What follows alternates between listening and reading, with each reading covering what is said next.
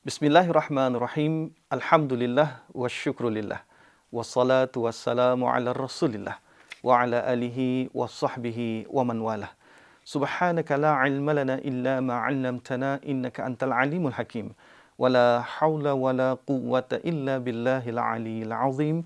Rabbi shrah li sadri wa yassir li amri wahlul 'uqdatam min lisani yafqahu qawli amma ba'd. Assalamualaikum warahmatullahi wabarakatuh. Alhamdulillah, bertemu ketani lagi dalam rancangan Mutiara Hati untuk pertemuannya pada kali ini. Macam mana kabaran kita pada hari ini? Mudah-mudahan bulan Ramadan pada tahun ini akan dapat mencapai matlamat dan tujuan seperti mana yang ketani harap-harapkan, iaitu untuk mencapai ketakwaan. InsyaAllah, amin ya rabbal alamin.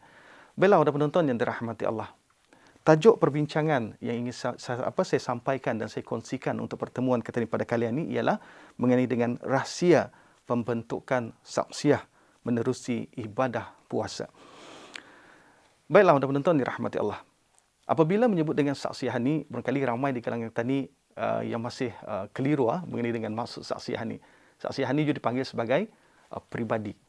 Jadi kalau kita dilihat di sini tajuknya ialah rahsia pembentukan pribadi menerusi ibadah puasa. Jadi kenapa melalui ibadah puasa? Dan kenapa kita ni perlu membentuk pribadi?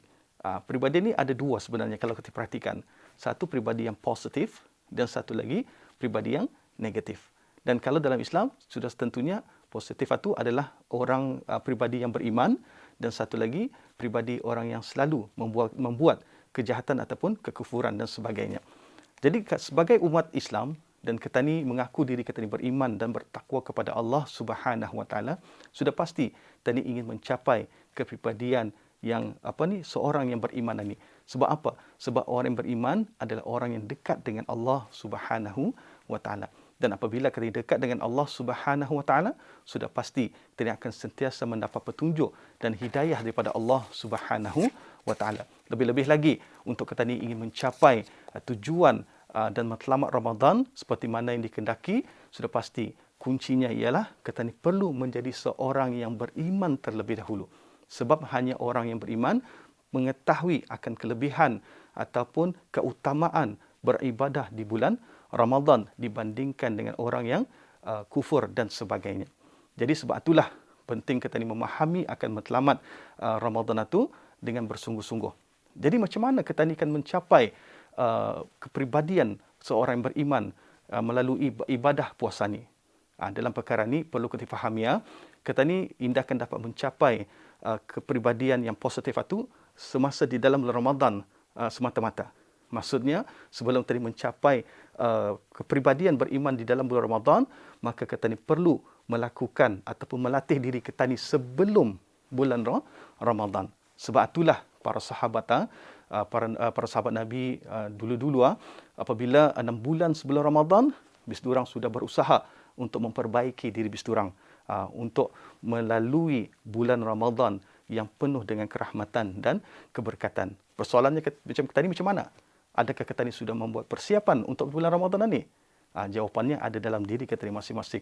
Walau bagaimanapun, apa yang ingin saya sampaikan di sini ialah pertama, apa yang perlu kita lakukan untuk mencapai dan matlamat dan tujuan itu ialah kita ni perlu benar-benar memahami akan matlamat Ramadan itu juga sendiri. Kita ni perlu belajar apa dia Ramadan, apa tujuan Ramadan, bagaimana kita mencapai Ramadan, apa yang perlu kita lakukan dalam bulan Ramadan dan sebagainya. Sebab apa? Sebab kita ni ingin mencapai ketakwaan seperti mana yang dijanjikan oleh Allah Subhanahu Wa Taala. Kita ni bukan mau jadi hamba Ramadan, tapi kita ni ingin menjadi hamba Allah Subhanahu Wa Taala di bulan Ramadan. Sebab itulah kita ni perlu pelajari, menghayati dan memahami apa hakikat tujuan dan matlamat Ramadan itu sendiri. Kemudian yang kedua ialah apa yang perlu kita lakukan ialah kita ni bertaubat kepada Allah Subhanahu Wa Taala. Sebab dosa adalah penghalang untuk kita ni mendekatkan diri kita ni kepada Allah Subhanahu Wa Taala. Sebelum itu, sebelum kita ni mencapai ke Ramadan ataupun membentuk kepribadian yang beriman seperti mana yang dikehendaki oleh Allah Subhanahu Wa Taala, kuncinya ialah kita ni perlu banyakkan bertaubat kepada Allah Subhanahu Wa Taala. Taubat yang macam mana? Iaitu taubat dengan bersungguh-sungguh. Indah akan melakukan maksiat. Kalau pernah melakukan maksiat, kalau kita ni pernah melakukan dosa sebelum ni, pun perlu kita ni memperbanyakkan taubat supaya kita ni indah melakukan lagi dosa-dosa yang pernah kita lakukan sebelum ni. Jadi apabila kita ni sudah bertaubat kepada Allah, maka Allah akan sayang kepada kita ni. Dan apabila Allah sayang kepada kita ni, maka Allah akan permudahkan kita ni. Apa tanda Allah permudahkan kita ni? Salah satunya ialah kita ni akan memahami ilmu tentang agama. Kita ni akan mula ingin suka belajar tentang agama. Kita ni akan menghalusi Al-Quran, tadabbur Al-Quran. Bahkan kita ni akan sentiasa mendekati majlis-majlis ilmu semata-mata ingin memperbaiki ibadah Ramadan kita ni. Jadi akhirnya apabila kita ni sudah sampai ke tahap macam itu, maka kita ni akan rasa selesa saja untuk menjalani ibadah di bulan Ramadan ini. Bukannya rasa terseksa, tapi selesa kerana merasa dekat dengan Allah Subhanahu Wa Taala. Berbeza dengan orang yang ini merasa selesa, ia rasa macam barat rasanya, akan menahan sampai orang berbuka tu pun rasa lamas rasanya. Tapi bagi orang yang ingin mendekatkan diri pada Allah, maka semakin dekat makin semangat untuknya beribadah kepada Allah Subhanahu Wa Taala. Sebab itulah penting kita ni bertaubat, kemudian ia akan menambahkan kasih sayang Allah, maka Allah akan permudahkan kita ni untuk memahami ilmu tentang agama. Dan yang paling penting lagi juga perlu kita lakukan ialah kita ni perlu jaga kesihatan kita ni, fizikal kita ni, mental kita ni sebelum kita ni menghadapi bulan Ramadan ini. Sebab ada di kalangan kita ni juga, setengah kita ni apabila masuk bulan Ramadan, sakit-sakit dia. Maka rugilah, rugi. Indah dapat menunaikan ibadah puasa. Tapi ibadah-ibadah lain masih mampulah, masih berpeluang untuk meraih pahala daripada Allah Subhanahu Wa Taala.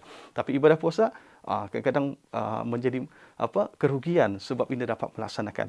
Sebab kita indah tahu tahun depan mungkinkah kita ni akan bersama Ramadan lagi? Wallahu a'lam. So itulah kita ni perlu berusaha untuk memperbaiki diri kita ni, membentuk pribadi yang positif, yang beriman kepada Allah Subhanahu Wa Taala. Mudah-mudahan Ramadan pada tahun ini adalah Ramadan yang benar-benar memberi kesan dalam kehidupan kita ni. Okey. Selain daripada itu juga, apa yang perlu kita lakukan ialah belajar untuk memberi kebaikan. Belajar untuk memberi kebaikan. Macam mana kita belajar untuk memberi kebaikan? Memberi kebaikan ini ada bermacam-macam.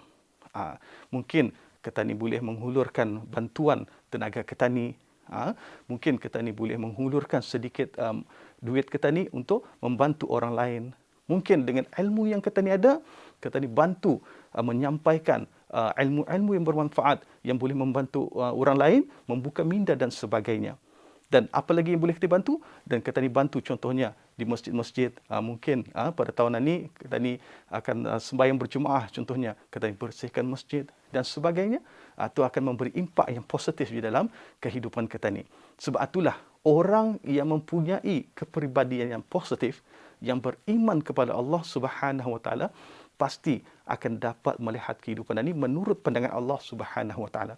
Ia akan berusaha mencari kebaikan-kebaikan semata-mata untuk mendapatkan redha Allah Subhanahu Wa Taala.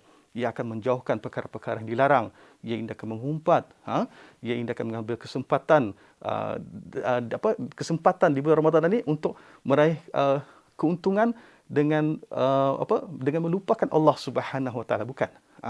Ia akan berusaha mencari kebaikan itu dengan bersungguh-sungguh semata-mata untuk mendapatkan keredaan, dan akhir di Ramadan itu nanti ia akan mendapat takwa seperti mana yang dijanjikan oleh Allah Subhanahu Wa Taala.